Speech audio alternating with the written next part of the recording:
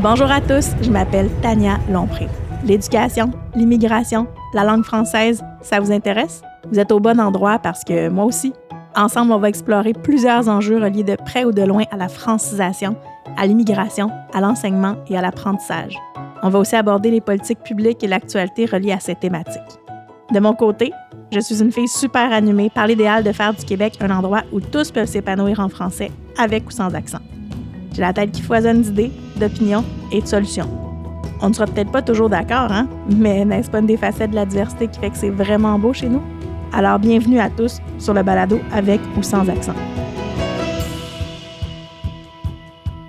Donc bonjour à tous, bienvenue à ce nouvel épisode d'Avec ou sans accent. J'espère que vous allez bien. Aujourd'hui, on se parle un petit peu d'intelligence artificielle, par rapport à l'enseignement, apprentissage du français langue seconde. Donc, j'espère que vous allez faire beaucoup de découvertes aujourd'hui. Donc, comme ce n'est pas ma zone de génie à moi, j'ai une invitée spéciale que je vais la laisser se présenter et vous parler en fait de qu'est-ce qu'elle fait et de comment son projet pourrait influencer peut-être l'enseignement ou l'apprentissage du français langue seconde dans les prochains mois, prochaines années. Donc, Alexa, salut! Bonjour Tania, ça va bien? Ça va bien, toi? Oui, merci, je suis tellement heureuse d'être ici. Je suis contente, moi aussi, que tu sois là. Écoute, tu es ma deuxième invitée, donc c'est super le fun. Ah! Je suis habituée d'être, Excitant! ouais, pas mal tout seul devant mon micro d'habitude, mais là, pour la deuxième fois, on est deux. Donc, j'espère que ça fait changement, en fait, là, d'avoir des experts pour nous parler des sujets qu'on maîtrise un peu moins, mais qui nous intéressent quand même dans notre champ. Oui, vraiment, puis, ça me fait un beau petit tout doux parce que moi, j'écoute ton podcast en travaillant de chez moi. Ton balado, pardon, je sais que tu aimes pas ce mot-là. Tu sais, fait que ça fait tout spécial, d'être une de tes invitées, là. Je me sens très choyée.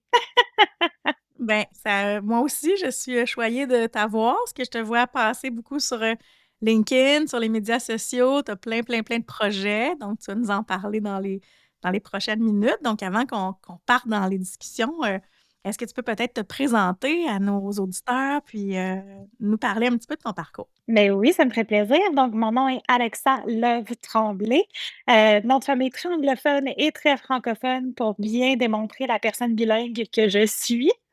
Moi, j'ai vraiment grandi avec les 2 langues dans ma vie, là, puis je me suis toujours trouvée extrêmement chanceuse d'avoir cette opportunité-là.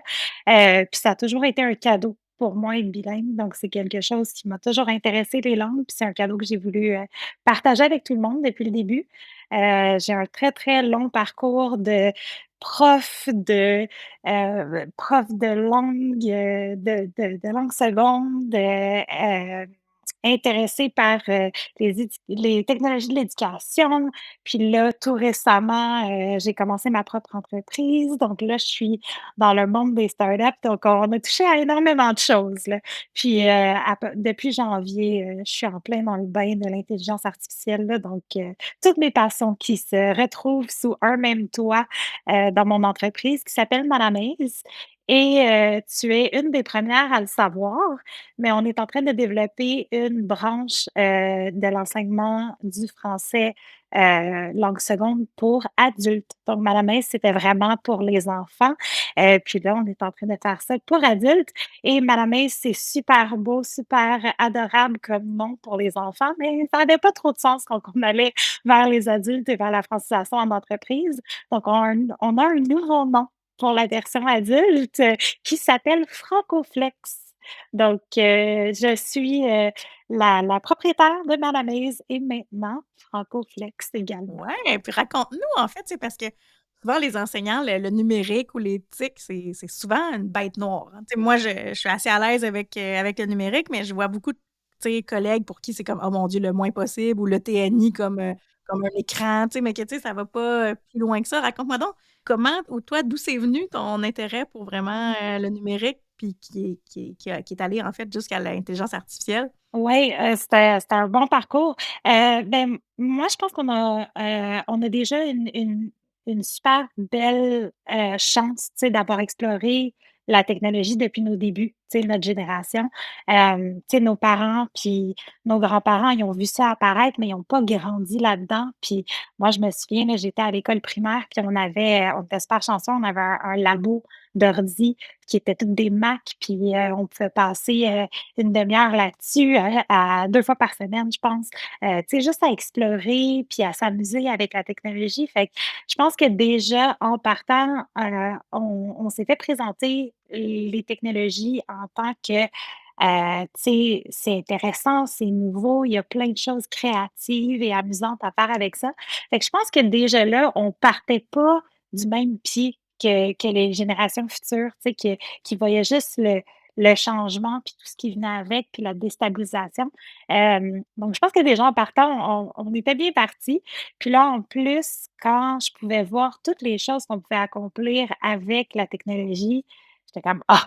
Ah, il y a des choses à faire avec ça, c'est certain», là, tu sais. Je me sentais comme en plein milieu d'une nouvelle ère au niveau de la technologie. Puis on a tellement de besoins en éducation que je voyais à quel point ça pouvait venir simplifier nos tâches, mais aussi aider les élèves d'une façon où on ne peut pas atteindre ça à moins d'être capable de se multiplier par 20, tu sais? Puis je sais que les profs, on essaye souvent de faire ça et c'est pas toujours facile. Mais je voyais qu'il y a certains outils, surtout quand on parle, d'outils éducatifs, tu sais, qui viennent aider les enfants avec des difficultés d'apprentissage, on les aide d'une façon qu'on n'a jamais pu les soutenir avant, là. Donc je voyais plein de belles opportunités, à ce niveau-là. Puis, moi, quand j'étais enseignante, quand j'avais mon poste permanent, il y avait une partie de ma tâche qui était la prof de techno.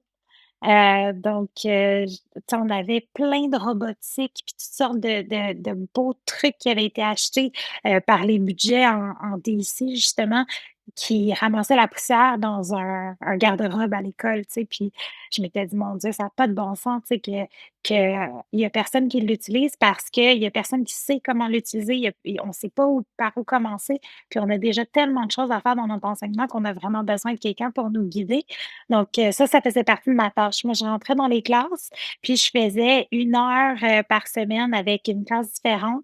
Puis dépendamment de leur niveau, on jouait avec des robots spécifiques. Je montrais aux profs comment évaluer à l'aide de la technologie, tu sais, comme pour des activités de communication à l'oral, par exemple. C'était super intéressant. Donc j'ai vraiment réussi à toucher à plein de choses, pendant, mon parcours en tant qu'enseignante, puis c'est ça qui m'a guidée vers l'entreprise éventuellement. On dirait, tu sais, des outils numériques, il y en a de plus en plus, là, tu sais, quand on va aller un petit peu vers l'intelligence artificielle pour parler de tes beaux projets, tu sais, puis on dirait que je me dis, ben, il y a tellement de choses, en fait, tu sais, je trouve qu'on met beaucoup l'accent sur les effets négatifs de l'intelligence artificielle. Par contre, tu sais, je me disais, tu sais, juste en organisation de classe ou tout ça, tu sais, souvent on peut, tu sais, j'essayais des trucs dans les derniers mois, puis tu sais, ben, peux-tu générer, par exemple, pour moi, 10 questions de conversation pour des apprenants débutants en francisation, tu sais, puis l'intelligence artificielle peut le faire rapidement. Puis, tu sais, moi, évidemment, après, je peux aller changer le nom de mes étudiants ou aller changer pour des verbes qu'on a étudiés, tu sais, on peut aller modifier tout ça, puis travailler avec ça. Puis même, tu sais, au niveau de l'oral, tu sais, je travaille beaucoup, moi, avec des plateformes comme Moril, tu sais, par exemple, tu sais, où il y a des vidéos avec des questions, déjà faites ou même des enregistrements avec, tu sais, une application comme Vocaroo, tu sais, où tu peux faire, parler tes étudiants. Mais toi, tu es allé vraiment plus loin que ça, là, tu sais, donc on est vraiment plus loin. Donc explique-nous donc, en fait, qu'est-ce que ça mange en hiver, tes entreprises, là? Qu'est-ce que tu fais? Exactement. Donc, j'aime toujours, un petit peu donner, du contexte parce que l'intelligence artificielle n'a pas toujours fait partie de mon entreprise. Moi, quand j'ai commencé ma mise, l'idée, c'était de créer des activités interactives pour que les élèves puissent, prendre tout ce qu'ils avaient appris en français, immersion ou langue seconde, puis qu'ils l'utilisent en contexte de jeu, tu sais, amusant. Puis, il y avait énormément d'activités en ligne, mais souvent, c'était du matériel qu'on devait imprimer, faire papier-crayon. Puis pendant la pandémie, quand on faisait de l'enseignement en ligne, moi, j'avais une classe de première année. Donc garder leur attention, c'était assez difficile, mais il y avait une super belle opportunité, de vraiment séparer mon groupe, puis de travailler en sous-groupe avec ceux qui avaient vraiment besoin de moi, puis de laisser aller ceux qui avaient compris puis qui avaient juste besoin d'un petit peu plus de pratique. Donc c'est là que je me suis mis à créer les activités interactives et j'ai créé la plateforme éducative Madamaze juste pour avoir un endroit où mettre toutes ces activités-là, puis que, les enfants ou les parents qui voudraient avoir accès à ça puis suivre un espèce de parcours pourraient le faire. Donc ça a juste commencé comme ça. Puis là, tout ce qui est venu vraiment chambouler l'histoire, c'est, en décembre dernier, je parlais avec mon mari qui, travaille lui en technologie. Il travaille pour une start-up américaine, puis lui était développeur avant, puis il est devenu, project manager et maintenant product manager pour une entreprise en tech. Puis lui, la technologie l'a toujours vraiment intéressé, surtout du côté développement. Puis je lui disais: «Je trouve que ce qui manque vraiment à ma plateforme, c'est des opportunités d'avoir des conversations naturelles». Parce qu'on avait un espèce d'outil d'enregistrement vocal si l'enfant voulait s'enregistrer pendant qu'il était en train de lire, par exemple des mots, des phrases, puis se réécouter.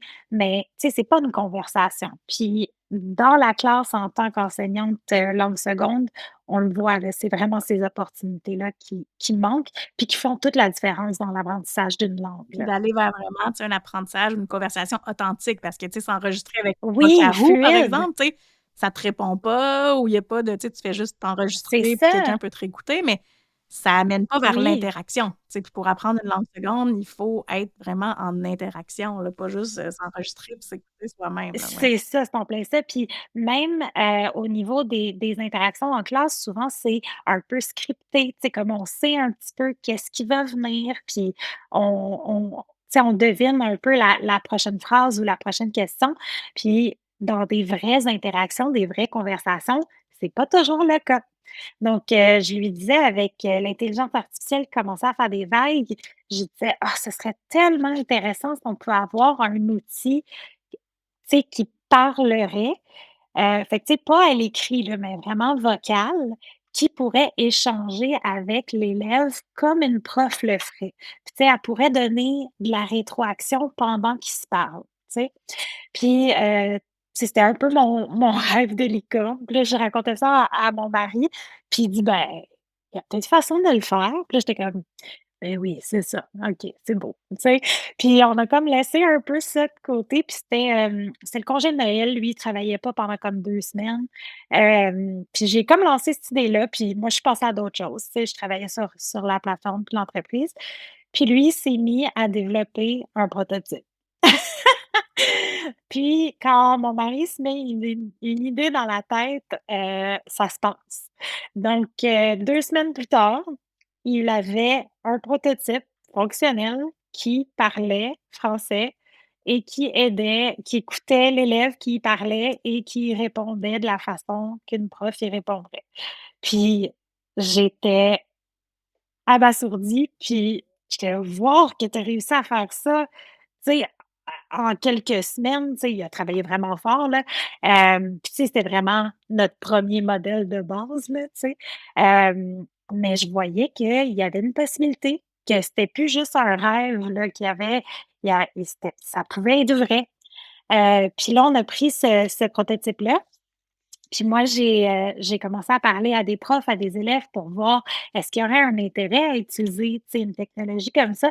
Puis tout le monde me disait tu sais, tu voyais que personne n'y croyait vraiment, là. Tout le monde était comme: «Ben oui, tu sais, que ça existe cette affaire-là, c'est sûr ça marchera pas». Puis finalement, on a réussi à le tester, je sais pas si tu connais l'organisme Logique? C'est, oui, donc il aide les jeunes entrepreneurs du Québec. Puis il aide beaucoup, avec le français justement puis la culture. Puis j'ai appliqué pour un programme avec eux, puis ils m'ont payé un billet d'avion pour que j'aille jusqu'en Colombie-Britannique, visiter des écoles là-bas, puis tester la technologie avec eux. Donc on a réussi à faire ça dans plusieurs écoles secondaires, c'était middle school et high school en programme d'immersion là-bas, parce qu'ils ont vraiment pas beaucoup d'opportunités, pour parler français à l'extérieur des murs de leur classe, là. Puis, dans une école primaire également là-bas, donc on a fait Victoria et Vancouver. Puis les élèves ont tripé, les profs ont tripé. Moi, j'étais arrivée devant le groupe, puis je disais: «Bon, gang, je sais pas si ça va fonctionner, là. Tu sais, vous êtes les premiers à tester ça, là. Ça se peut que ça fonctionne pas pantoute, puis on repart bredouille», tu sais? Puis finalement, non seulement ça a fonctionné, mais les élèves ont tellement aimé interagir avec. Tu sais, il prenait ça au sérieux, tu sais, tester la technologie. Puis il me disait: «Madame Alexa, elle me comprend mieux que comme mon speech to text, tu sais, Google, puis je trouve ça fabuleux». Il posait des questions sur les romans qu'il lisait en classe, puis elle répondait, puis elle leur posait des questions sur le roman, tu sais, un roman que moi j'ai jamais lu, là. Puis elle pouvait avoir une conversation avec eux là-dessus. Les gars, ils parlaient de jeux vidéo, puis elle était comme: «Ah oui, ce jeu vidéo-là, c'est qui ton personnage préféré? Pourquoi?» Tu sais, comme n'importe quel sujet d'intérêt, elle était intéressée, puis elle pouvait avoir une conversation là-dessus. Puis en plus, ça pouvait les corriger dans leur utilisation du français, tu sais. Fait que c'était vraiment fabuleux. On a adoré notre expérience. Puis les profs me disaient: «Ben, Alexa, en 1 heure avec ton outil, mon élève a plus parlé en français que toute l'année scolaire en classe». Parce qu'il était pas gêné. Tu sais, par exemple, là, donne-nous un exemple concret. Tu sais, mettons ton ami, ton élève en Colombie-Britannique qui dit: «Ah, je suis, 8 ans». Tu sais, comment comment se comporte la plateforme, mettons? Oui, donc ce qu'elle fait dans le fond, c'est qu'il y a comme un visuel, puis eux, ils ont un bouton qu'ils vont peser, ils vont lui parler, puis là, à ce moment-là, elle écoute ce qu'ils disent, puis ensuite elle va répondre. Donc si l'enfant fait, donc on a beaucoup, beaucoup travaillé sur l'entraînement de ce modèle-là, parce qu'on le sait en tant qu'enseignante de langue seconde que si on commence à tout corriger, l'enfant surtout si on parle d'un enfant, il va se décourager puis ça va finir là. Donc Non, l'objectif, c'est vraiment de cibler les erreurs, tu sais, porteuses de sens, puis de dire, ben, tu sais, je vais aller cibler certaines choses, puis je vais conserver la fluidité dans le reste, puis l'anxiété langagère, essayer de diminuer l'anxiété langagière aussi, là. en plein ça, en plein ça. Donc c'est exactement ce qu'on lui a dit. Dépendamment de l'âge et du niveau de l'enfant, concentre-toi sur, tu sais, laisse passer ce genre d'erreur-là, mais si on parle de sens, là, il faut que tu ailles le corriger, puis elle va le faire de différentes façons. Donc, si par exemple, l'enfant dit, «Je suis 8 ans», elle va dire: En français, on dit: "J'ai 8 ans"». Puis si l'enfant est jeune, elle va pas trop aller dans l'explication du pourquoi. Mais si l'enfant est un peu plus âgé, puis elle sent que, tu sais, sont prêts à comprendre le pourquoi derrière la leçon, mais elle va même se mettre à lui expliquer. Puis si l'enfant ne comprend pas assez de français pour comprendre l'explication, ben elle va lui expliquer dans sa langue maternelle également. Donc elle peut toujours, répéter certaines choses au besoin. Elle ajuste son niveau dépendamment de ce que l'enfant est capable de produire, puis ce qu'il est capable de comprendre. Si l'enfant lui dit: «I don't understand, can you repeat?» puis que ça revient plusieurs fois, ben là, elle va ajuster son niveau, puis elle va commencer à utiliser un petit peu plus de la langue maternelle de l'enfant pour, le faire comprendre. Quand tu nommes la langue maternelle, est-ce que le robot conversationnel est en anglais seulement ou si, par exemple, moi, je parle punjabi, je pourrais avoir un aide en punjabi ou une aide en espagnol? Ben, ça a commencé avec l'anglais seulement et là, on est en train d'ajouter toutes les autres langues maternelles aussi. Donc ça va être possible pour n'importe quelle personne qui veut apprendre le français avec n'importe quelle langue maternelle d'utiliser l'outil et d'apprendre le français. Puis là, tu sais, j'entends déjà des gens qui diraient: «Mon Dieu, c'est épouvantable, cette intelligence artificielle là va voler mon travail ou va me Non. remplacer dans quelques années», tu sais? Mais tu sais, d'un autre côté, je pense qu'il faut dire, ben, tu sais, quand je suis dans une classe, puis j'ai par exemple, 22 étudiants, mais c'est sûr que je peux pas converser avec 22 personnes, tu sais? Fait que l'outil le fait, à ma place, puis évidemment, pendant ce temps-là, moi, je peux conserver voyons, converser, pas conserver, avec les autres. Mais tu sais, qu'est-ce que tu répondrais à des gens qui diraient quelque chose du genre, tu sais: «Écoute, c'est épouvantable, ça va nous voler notre travail». Tu sais, qu'est-ce que tu répondrais à ce genre de critique-là? Moi, ce que je trouve super drôle de tout ça, c'est que J'ai été enseignante. Fait que s'il y a quelqu'un qui comprend bien le travail d'une enseignante, c'est moi.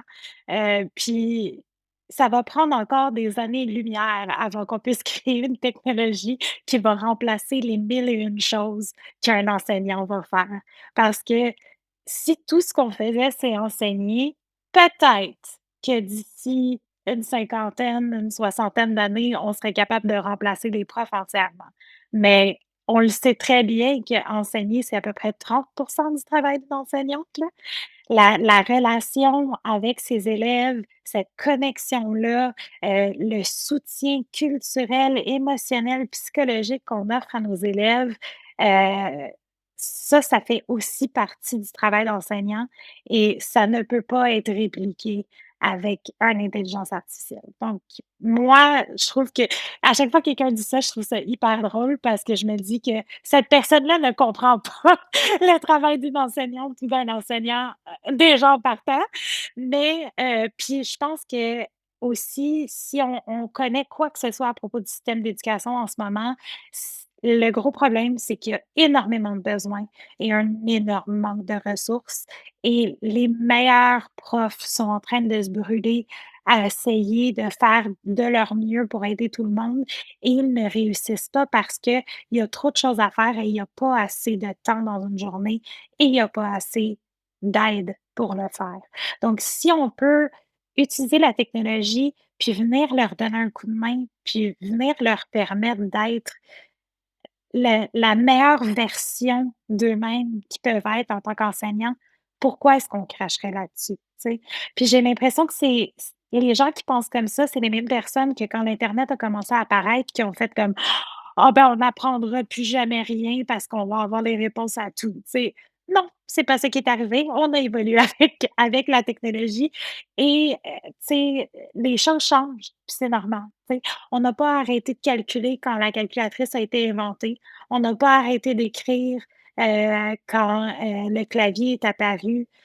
C'est donc pourquoi on arrêterait de penser et de créer parce que l'intelligence artificielle arrive pour nous donner un coup de main? Tu comprends? C'est la même chose pour moi. Ouais.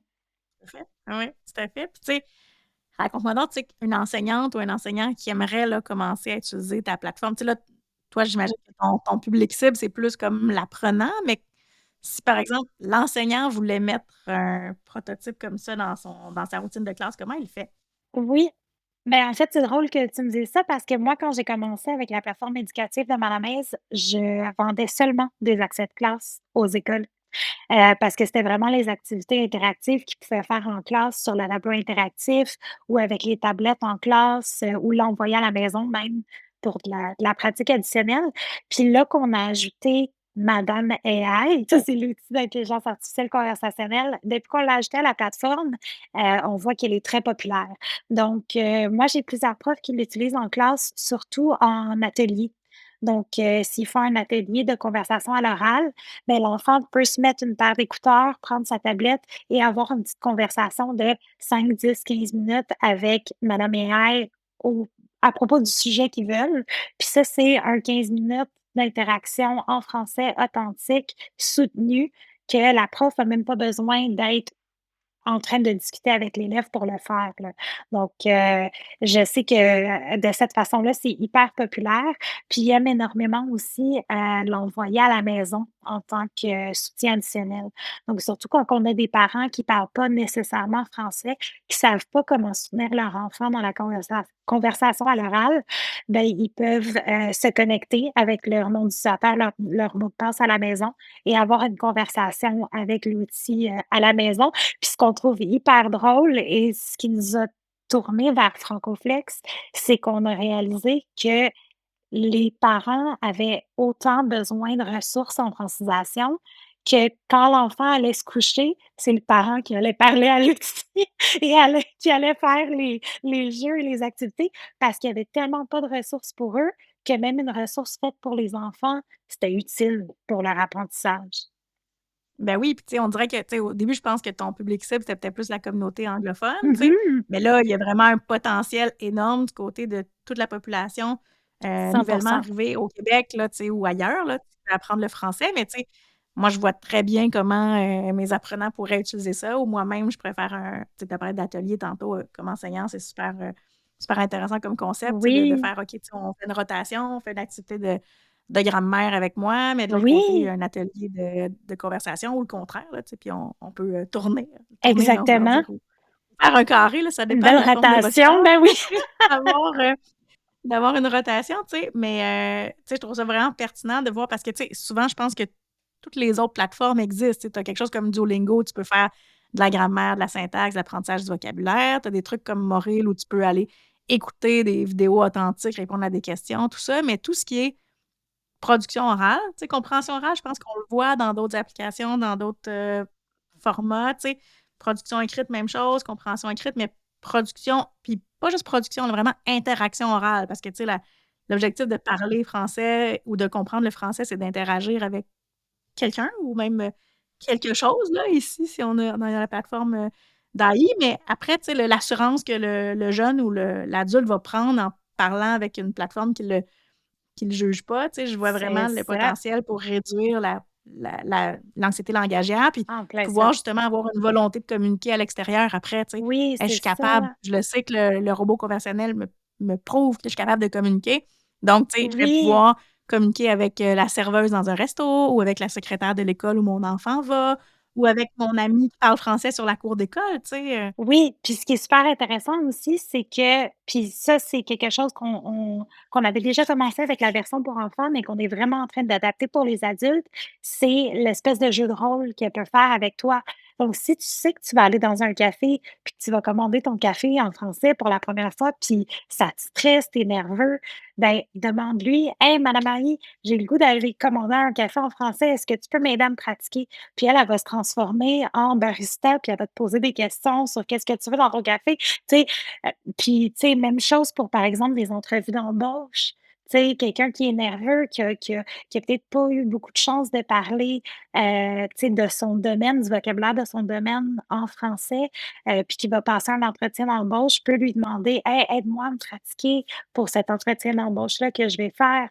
Donc les possibilités sont vraiment illimitées, là. Fait que tu peux vraiment faire du jeu de rôle, là. Tu sais, tu peux faire vraiment des non seulement de la Oui, conversation, mais des jeux de rôle que tu ferais dans une exactement. classe régulière. Puis tu sais, c'est sûr que comme enseignante, tu as pas le temps d'aller voir tout le temps les 12 petites équipes ou les 12 petites diades qui sont en train de faire ça, tu sais. Tu peux pas te dédoubler alors que l'application peut le faire, là. Ouais. Exactement, exactement, c'est en plein ça. Puis je trouvais ça super intéressant aussi pour les adultes qui ont pas un horaire lundi au vendredi de 9 à 5. Tu sais, c'est pas la réalité de tout le monde. C'est pas tout le monde qui peut se permettre de passer 40 heures par semaine dans un cours de français. Tu sais, c'est sûr que c'est ça l'idéal, là, tu sais, d'être encadré par un professionnel, tu sais, surtout pour avoir tes bases, mais c'est pas quelque chose qui est accessible à tous. Puis cette idée-là d'accessibilité-là, c'était vraiment important pour moi qu'un outil qui s'adapte à l'horaire de l'apprenant, je trouve ça important. Oui, puis tu sais, justement, tu sais, quand, ils viennent pas 40 heures, ils viennent 30 heures d'habitude, c'est un peu moins long quand même en francisation. Tu sais, c'est 40 là, je pense qu'il y a déjà 30. Moi, je trouve ça toujours très long, là, tu sais, je pense toujours que le gouvernement devrait réduire un temps plein à 20 heures, mais ça, c'est moi. C'est parce que les gens, souvent, ils travaillent, tu sais, quand tu es un adulte, tu as des responsabilités d'adulte, là, tu parlais du travail, mais tu sais, des fois, il y a des jeunes enfants, la garderie, les gens qui ont pas un statut régulier, c'est ça, chirurgie cognitive, rendez-vous avec l'avocat, fatigué ou tu sais, juste, je viens quand même à mon cours de francisation, mais le soir, là, si j'ai un 20 minutes entre tu sais, je sais pas, moi, je vais reconduire mon enfant à son match de soccer, mais après, tu sais, je peux avoir, 20 minutes avec mon téléphone puis me pratiquer, tu sais, ou des fois, tu sais, dans les évidemment, peut-être pas dans je m'allais dire dans le métro, dans le train, mais ça marche moins parce que tu déranges tes tes voisins, mais tu sais, Effectivement. vraiment, tu sais, quand tu as un moment, ben, tu peux le prendre, tu sais, comme moi, je peux faire ou n'importe qui avec son Duolingo ou son Moril ou tu sais, ou Babel ou tu sais, peu importe n'importe quelle grande, compagnie comme ça, là, qui travaille sur des applications linguistiques, tu sais, mais là, je pense qu'on va vraiment ailleurs dans quelque chose où il y avait vraiment un manque qui est l'interaction, là, tu sais, Vraiment, vraiment. Puis on essaie vraiment de créer un outil qui tu sais que oui, le but ultime, c'est la conversation à l'oral, mais qu'elle va donner le soutien de l'enseignant aussi.